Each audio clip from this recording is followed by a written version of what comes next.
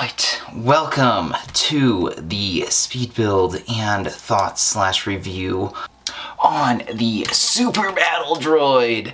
This one is a cool one, and I'm pretty sure that this was built wrong. I didn't build this to begin with. This was definitely my brother that did this a long time ago, so I'm not gonna be too mad at it, but I'm pretty sure the gear thingy is supposed to make his arm go at 90 degrees and it's only going to like, I don't know, like 20 degrees or so.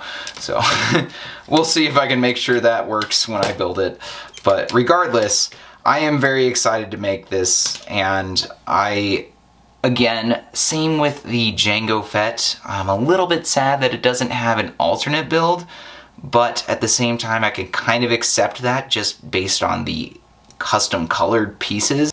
There are way more uniquely colored pieces in this set than the Jango Fett, so this one can sort of justify the budget needing to go to those specially colored pieces more so than the Jango Fett, I think.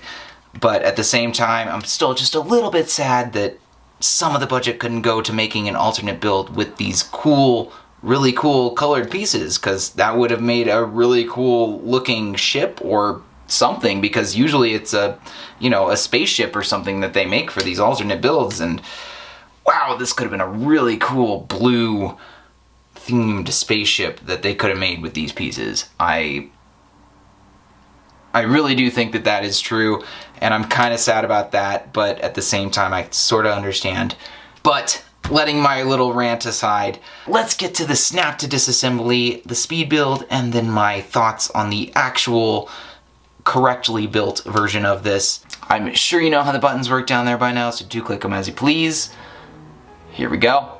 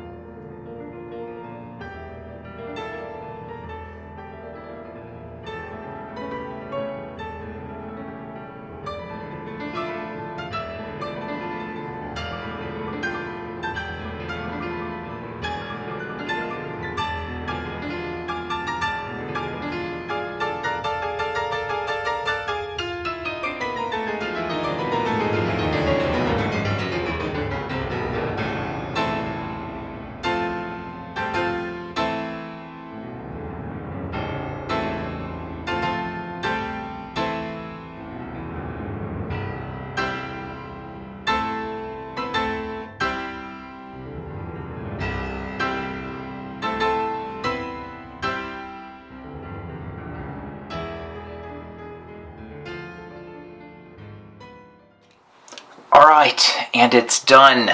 So I guess I kind of have a newfound respect for this, and I now realize that the hand not being able to go up 90 degrees is literally just due to one piece that you can, well, not easily take out, but somewhat easily remove. Oh, let me, here we go. That you can somewhat easily remove, and then his arm can be put up 90 degrees from the action feature in the back. As you can see, if that piece that you are supposed to put in there is in there and blocking his arm, it only goes up like 45 degrees. Let me only put that in halfway. There, yeah. And boom, that's it. That's it. And then you're supposed to do that to get the rest of the 90 degrees-ishness of it. I think that's kind of dumb. I think that this piece is really unnecessary. I don't know why they have this piece needed to be in there when this is so much cooler. This is what he does in the movies, right? He puts his hand up 90 degrees, rotates it, and then he can, you know, aim and fire and stuff, right? By the way, I have the wrong colored rubber band because I don't have the black rubber bands. Also, if you have the rubber band in there, it can lock back and you can shoot himself in the face, and I think that's really funny. Anyway, yeah, I don't have the right rubber band. I don't have the right sized black rubber band for this, and I'll have to go buy some more black rubber bands, I guess. Anyway, so for the actual review of this, I think this is really cool, and still kind of think that it's sad that there's no alternate build. I know it has a lot of really cool custom colored pieces. Like, I don't think we're ever going to get this special blue in a set in this abundance ever again, and that's just a fact, and unfortunately that's just true. And this is definitely a downside, is if you actually articulate him how he's supposed to be articulated, the little tubes and stuff just kind of pop out. They're not really long enough, or not actually long enough to be to stay where they're supposed to go. At least these ones specifically, his arm tubes.